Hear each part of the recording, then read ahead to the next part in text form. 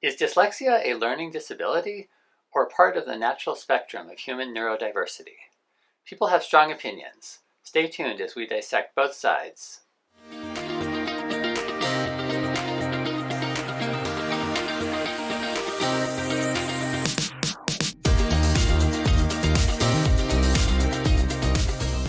Hey everyone, we're Nick and Sonia, and this is Dyslexia Journey, where we help you support the dyslexic kid in your life. So there are definitely strong opinions on both sides of whether or not dyslexia should be viewed as a disorder or dyslexic people should be viewed as just part of the spectrum of brain differences.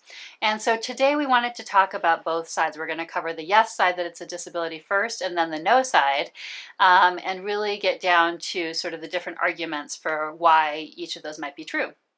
Okay, so jumping in on the yes side, that dyslexia is a disability.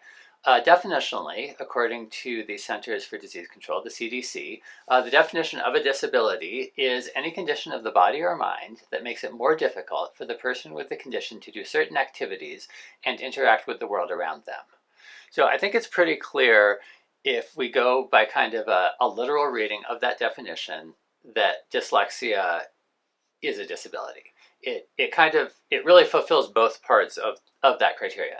Dyslexia both makes it more difficult to read, so that's the more difficult for the person with the condition to do certain activities, and it also makes it more difficult for people to interact with the world around them when it involves reading, which much of interaction in our world does involve reading. So I think sort of, again, a strict reading of that definition from the CDC would definitely indicate that dyslexia is a disability.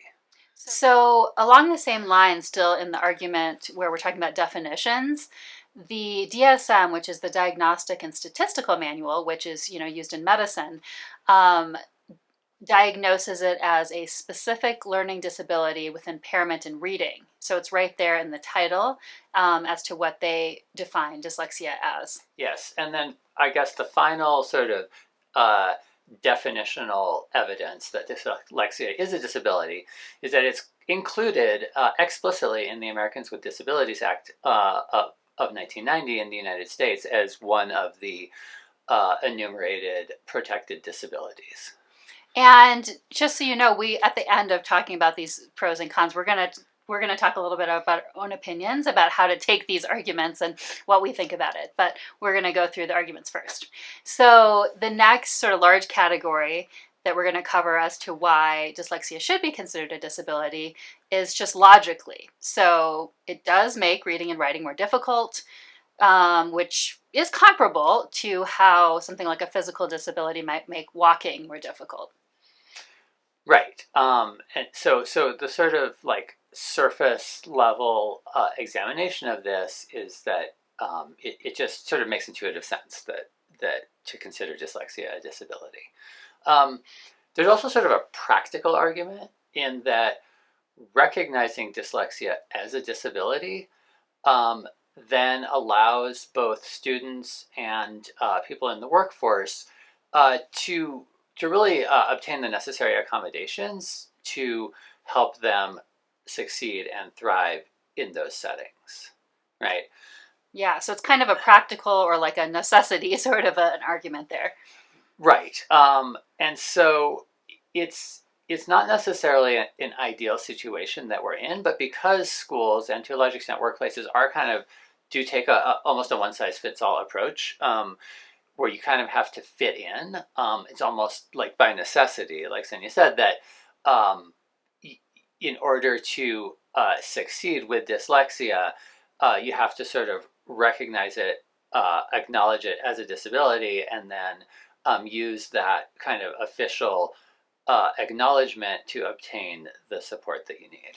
And kind of a related point, final point here on the yes side, is that often for people, it's actually very helpful to be diagnosed with dyslexia as a disability, not just because they'll get the practical help, but because, if they haven't quite known what was going on, that can be very helpful to understand, oh, this is why this was difficult for me. We hear a lot of those stories when we're doing our interviews. On the flip side, and this is going to segue us into the no side of the argument of whether it should be considered a disability, is that when that happens, when there's an understanding of what's going on, it could also be taken more as an identity. And in that case, similar to the autistic rights movement, then that starts to be where the person might say, oh, but this is just a difference that I have. Why are you saying a disability, which sounds like it's a more negative thing? So this is going to segue us into the no's here. Okay, so those are sort of the top arguments for considering dyslexia to be a learning disability. So now let's address some of the arguments against considering dyslexia a learning disability. So I think the first argument here is that we acknowledge that dyslexia is a brain difference. I think that's people generally agree on that, and we acknowledge that it does make certain things harder, like reading and writing. Okay. I think what the problem with labeling dyslexia as a disability in this regard is that it doesn't acknowledge that this brain difference also provides some benefits. And so we've talked a lot about those benefits in various episodes we've done, but just to cite a few examples, there's generally stronger visual spatial skills, stronger entrepreneurial skills, thinking outside the box, creative thinking, all those kind of things that are associated with dyslexia, that labeling it as a disability just really ignores that. And so one argument here is that a true disability would only make things more difficult, whereas dyslexia has such a mixture of quote positive and negative effects that it's really misleading to label it as a disability. In fact, one of the arguments that you hear sort of in the community is that labeling it as a disability focuses on deficits rather than strengths. Yeah, so that's our first point on the no side, that dyslexia could be not considered a disability. We have 5 points here, so I'll go on to number 2. So dyslexia is part of the spectrum of neurodiversity, and so that means that it's part of normal human variation. And to use an example, someone who, for example, doesn't have good spatial skills, we wouldn't call something like that a disability. So why do we call this particular, where there's a particular challenge with a certain kind of skill, why do we call that a disability? So is it just that we're really pathologizing a natural difference? Yeah, a natural variation. I think that's a really natural good point. variation. Yeah. Okay, so the third argument against treating dyslexia as a disability, or acknowledging it or calling it a disability, is kind of a more practical argument, in that when you call something a disability, it tends to stigmatize it. And so this is something that dyslexic people have struggled against for a long time, and I think it's only relatively recently that it's become destigmatized enough that people are really able to embrace it as an identity. And so I think the concern here is that if we continue to label it as a disability, it's going to continue to be stigmatized and continue to lead to sort of lowered self-esteem, which also could lead people to be kind of ironically less likely to seek a diagnosis, which means that they would be less likely to actually get the support they need in the school and work environments. Yeah, and so number 4, the number 4 reason we're going to give you here for why you might want to not consider dyslexia a disability is also kind of on the practical side. So it manifests in different ways. There are definitely individual variations in how you see it, and what sort of like skill set people have and what they have more difficulty with, what they're better at.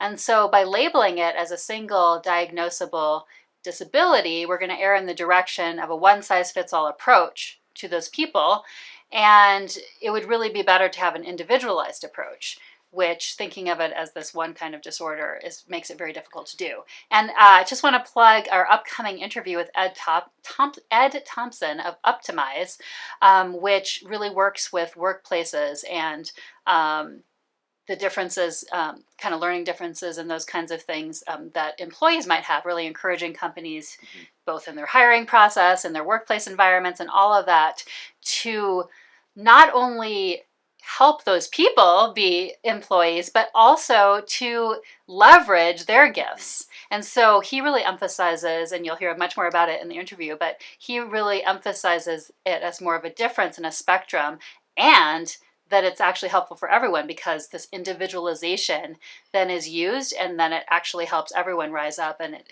creates much better performance. So Yeah, that's a great point, and a great interview to look forward to watching. Um, okay, so the last argument here against calling dyslexia a learning disability um, is kind of similar to what Sonia just mentioned, but sort of a different take on it. It's that it leads us to think about dyslexia as an individual problem, so this person is dyslexic, they have a learning disability. So it's sort of not that it's their fault, but like there's no sort of necessarily big responsibility as society to kind of uh, help them or to like really sort of integrate them. And whereas if we start to think about dyslexia more, again, to go back to one of our previous points, along the kind of spectrum of normal human variation, human neurodiversity, it leads us to more assess this from a systemic perspective, where we are really thinking about how do our schools and our workplaces and our world, how do they make it a good environment for all people along the whole spectrum of neurodiversity. And so if we start to think of dyslexia as less of a disability and more of a along the normal spectrum, then it really forces us to think about, for example, in our schools, how do we make school work for everyone, not just for the kind of 20% of students who it works well for right now. How do we make it more of an individually tailored for everyone? And so I think that's kind of combines some of our previous arguments, but I think it's a maybe a compelling kind of way to shift our thinking around dyslexia as a disability. okay, so we promised you that we would give a little bit of our thoughts on this at the end. So here we go. And just a heads up, I am definitely a both and kind of person. So you're probably going to not find me going on one side or the other really here. But I can definitely share some thoughts. Although, did you want to go first? No, go ahead. Okay. Yeah. Well, I think it's that last point is really compelling to me. Just from a societal change and how this would be better for everyone, kind of optimistic and idealistic sort of way. So, like, I think my sort of gut and like what I would really want is that it would be considered natural variation, that we would start to look at that more widely, that things would change and schools would like even go really back to like, why do we even teach this subject, and all these things that like often just things are done the way they've been done, and it's hard to make change like that, right? To really like think from more from the beginning or make these really, really bigger changes. So that's like what I think I want. However, of course, I have the practical side of me too, and it's very difficult to make changes, and it's like so helpful to have accommodations and to understand, why something's more difficult, and so all of those like parts that are just so logical and practical for people right now who are dyslexic, I don't feel like I can just throw out the window. Like I think that so really I feel like maybe it's that we would want that, and can we while we still do it the way we've been doing it for the people who are in the situation now, can we also have this change that's trying to be made at the same time? So it's kind of like, can we be doing all that knowing it's really this brain difference, and knowing the wider implications and things that could help, while still kind of doing what we're already doing in order to help the individual people whose lives are happening right now? Yeah, I think that's a really good synthesis. I think I mostly agree with that. I guess to emphasize one of the points is that, yeah, in an ideal world, we would kind of acknowledge and recognize everyone's differences. Some people are stronger at spatial skills. Some people are stronger at reading, etc. Um, I guess I do want to, though, acknowledge that I don't have dyslexia. Like, I don't know what it's like um, to struggle with reading and writing and spelling in that way, and so I don't want to um, kind of not acknowledge people's lived experiences who do have dyslexia and who do really benefit from the identification of having a learning disability. I think that, like, there are definitely a lot of people out there who do embrace that and who do really benefit from it. And so, is that a problem with our larger society and systems? I mean, I would argue yes, but I don't think that I can argue like Sandy was saying, like at this point where we are in our educational system, in our workplaces, I don't think I can argue that it doesn't. That's a lot of negatives, but I think it's hard to argue against treating dyslexia as a disability within this current system in the way that identification does help a lot of people. And it's occurring to me as we're talking about this too, I think having a little bit of a historical perspective here, a pretty recent historical perspective, is important in that this, the Americans with Disabilities Act, and I mean, all of that, like, was really not that long ago and was very hard won and hard fought. And so I think also it's important not to throw that out the window. I mean, even sometimes now, like, there's some non-awareness of it and people don't always get their accommodations. So there's even work to be done within that framework still. And so I think that it's important not to throw that out, even as we try to think about even deeper changes we can make. And maybe it'll start in a different area, like the workplace. I mean, sometimes workplace and workplace needs are what actually make the changes for education, right? Because people are thinking, what do people need to learn in order to get jobs later? So, like I said, with Ed Thompson and the Optimize approach, maybe that is going to be where it starts actually first, more than in the educational system, for example.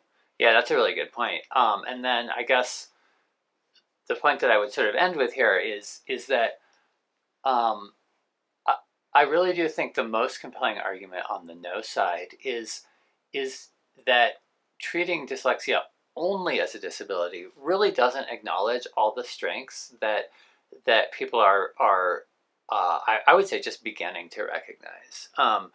And we're really starting to learn from the sort of neuroscience side of things that the dyslexic brain really is different and really does confer a lot of benefits as well. And so I just want to make sure that we're not forgetting about that, even if we continue to label dyslexia as a disability. Right. And so maybe a lot of what would be helpful, of course, that word disability is still going to stay there, like I said, because it's in the law and things like that, and then in these definitions. But if we can always nuance it with that, if we can always make that really clear, and that people would have the understanding that even while we're saying that word, that really it is this brain difference, I think that would go a long way. So a lot of that is about just like educating the public and people, dyslexic people themselves, and making sure that people have that understanding, like more than maybe what the actual word is. All right. I guess we had a lot to say. We did. I didn't even know what I was going to say before we said it, but we had a lot to say. Yeah, so. I think that's a good ending point. Yeah, I think so too. So let us know what you think. Also, I'll put in a plug for if you're listening to this in the podcast form, if you could give us a rating and a review, either on Apple Podcasts or Spotify or your other podcast app of choice, it really helps with discovery, getting the word out. Yeah, we've been really excited at how much it's been growing, and so we just want to keep it going. Thanks, everyone.